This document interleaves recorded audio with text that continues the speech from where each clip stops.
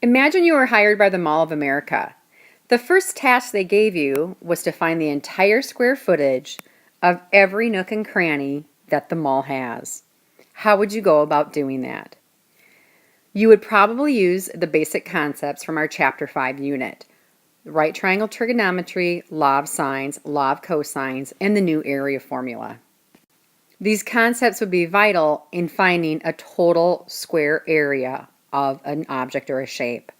That's what your Chapter 5 project is going to be about. Ultimately, you're going to be picking your own shape or building or area to analyze using technology.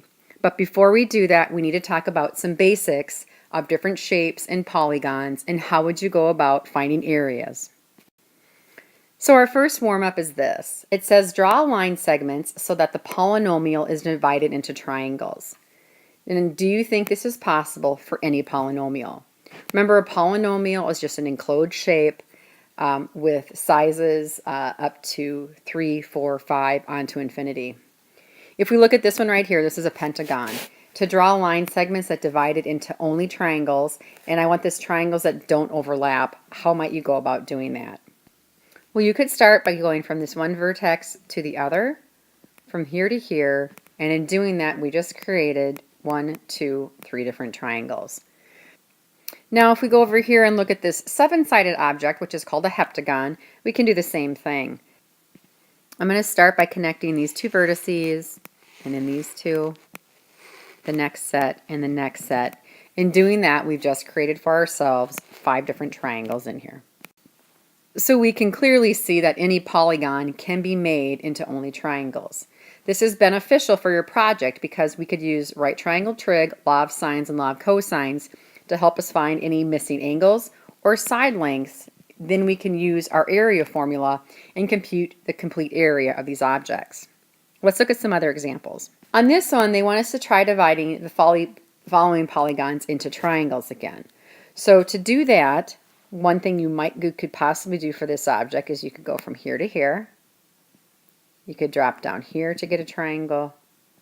You could also go here, and maybe you wanted to do that. So in doing so, we've just created for ourselves, again, 5 different triangles, and that could be helpful in preparing for our project.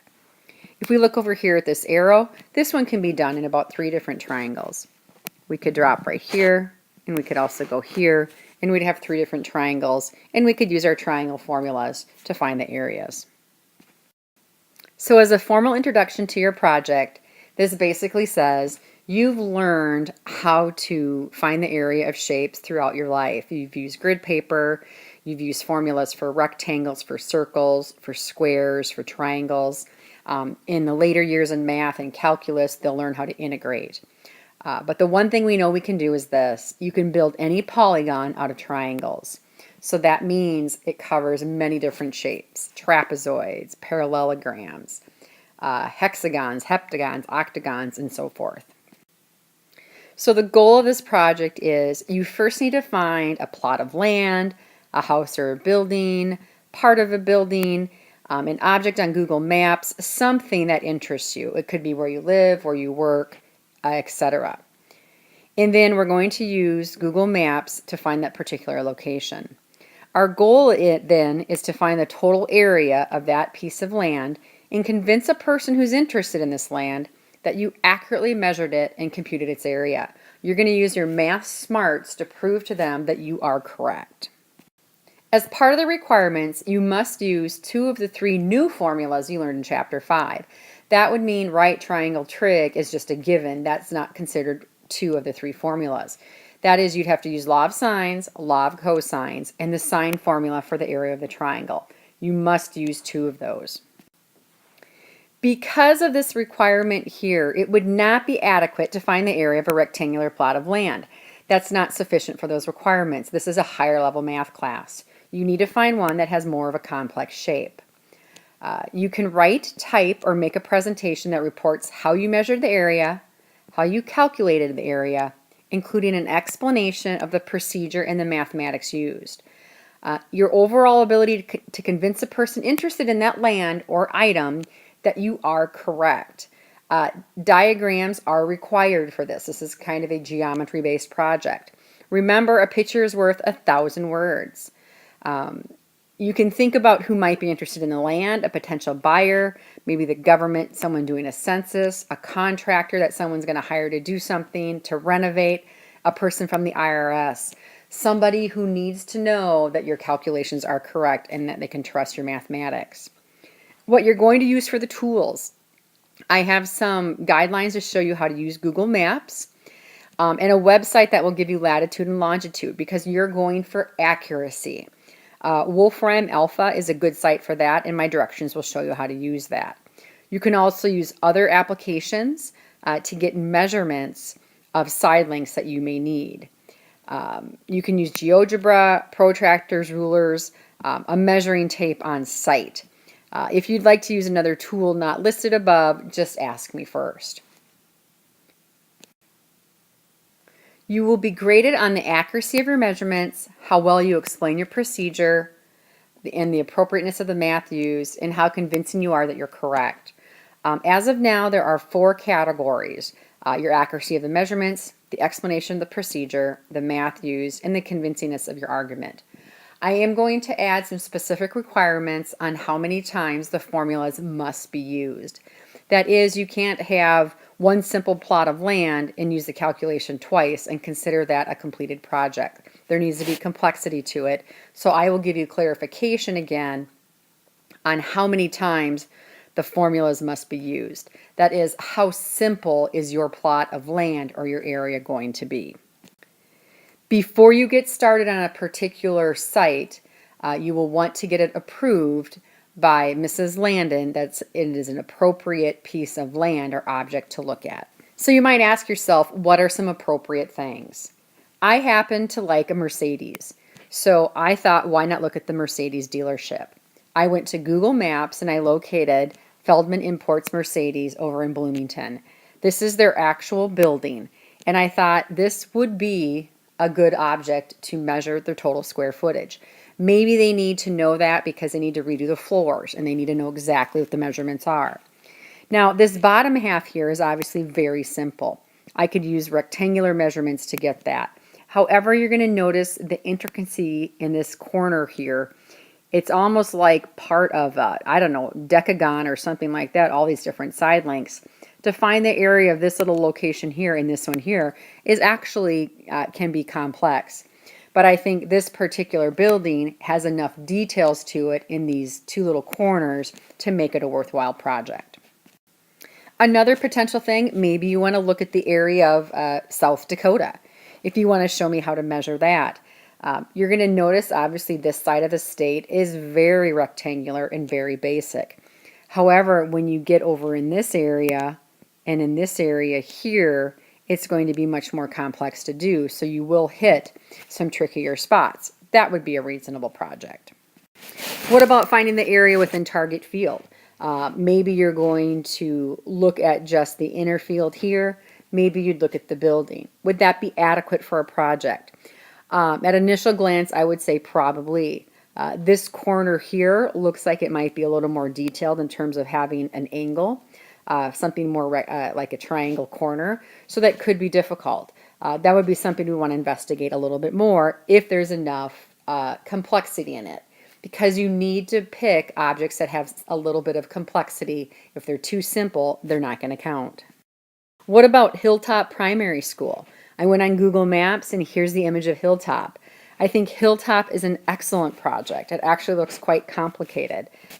It may be even more complicated than you want to take on. All of these different side lengths to find the area of this room or this particular sector would be involved, but it's something you could take on if you'd want.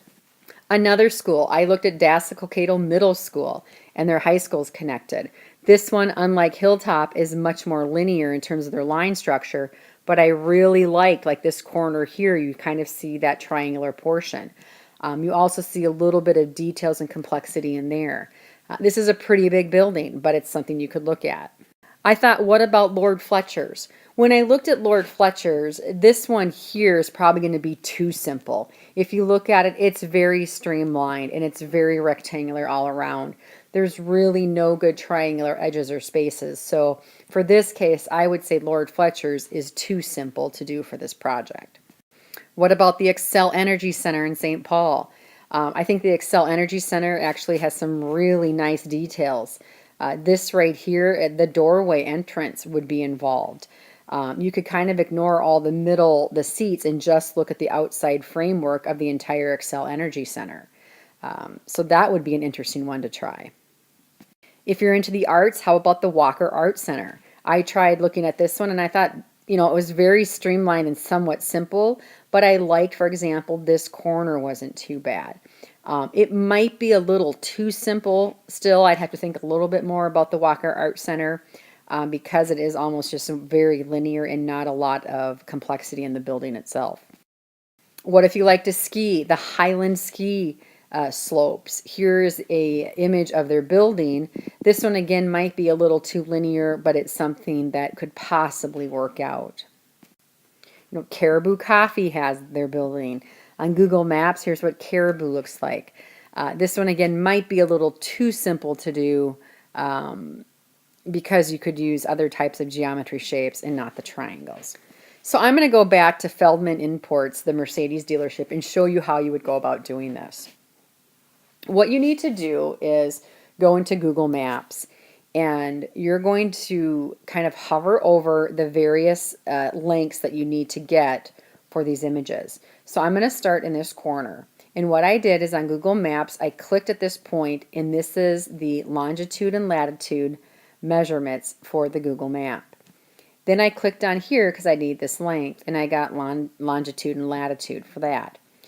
I then needed to figure out, using these two measurements, how long is this actual sector. So what you're going to do then is you go into Wolfram Alpha. You're going to enter the starting coordinate to the ending coordinate and hit calculate. And it will measure for you the actual length of this.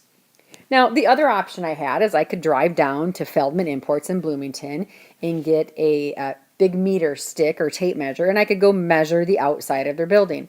I'm not going to do that. I'm going to use technology too, and that is the main intention of this project. So let me show you how you actually put these coordinates into Wolfram Alpha. So it came back and told me that this length is 10.42 feet. So remember, these are the two coordinates that we got for this wall length. What you need to do on Wolfram Alpha is you're going to type in here a little code. You need to type the distance from, you're going to put this first coordinate and then to the next coordinate. Now, how do you read the coordinates? This is very important. What Google gives you right here is the XY ordered pair. The X value stands for north and south. So if it kicks back positive, it's north. If it's negative, it's south. The Y coordinate represents east or west. If it kicks back positive on here, it's east. If it comes back negative, it's west. So that tells you what would you type into Wolfram Alpha. You're going to go into this little search bar right here, and you're going to type what I have up here. I'm going to say distance from this value with a space, N for north, comma, this value without the negative sign, but I know negatives mean west, so I type W. I want to go from here to this point, so I say to this ordered pair. I'm going to type the 4.8 and so forth. It's positive, so I say north. And then I type this ordered pair, it's negative, so I say west. So the key thing to remember, if it's south, it's negative. If it's west, it's negative. So anytime this kicks back with a negative value, depending if it's X or Y, you have to put the corresponding direction for that. So once you type this in and you hit enter and search, it will kick back these various results. Now be careful, it defaults it to miles. I didn't want to say the one little wall at Feldman Imports was 0.00197 miles. I'm deciding to use feet in my entire project. I highly recommend you use feet for your project also. I think it'll make the most logical measurement depending how big of an object you're looking at. So please default your project to using feet. So ultimately, if I come back to my drawing, what I just found is this little wall at Feldman's is 10.4 feet long. So what I ultimately need to do is find the entire area of the Feldman showroom, but I need to chunk it off into some triangles. So what I'm going to need to do is find the area of this little triangle right here. Well, how do I do that? The formula for the area of a triangle, remember, is 1/2 AB sine of C. Well, do I have A? Sure. Do I have B? I don't. Do I have side length C? I don't, nor do I have angle C. The only way for me to find the two missing variables that I need, because I need to get side length B and angle C, is I'm going to go back to Wolfram Alpha and find this measurement. So I'm going to just click in with longitude and latitude, put it in there and see the measurement. I'm going to also do that for C. So then I can go to the law of cosines. I can type in A, B, and C into this formula, minus 2AB, and then I have to find angle C. If I solve this for angle C, I actually will know this angle here. After knowing that angle, I can plug in AB and the sine of angle C, times it by 1/2, and that will be the area of this triangle. Now you'll need to use these basic concepts in order to figure out the area of your complete polygon shape that you have.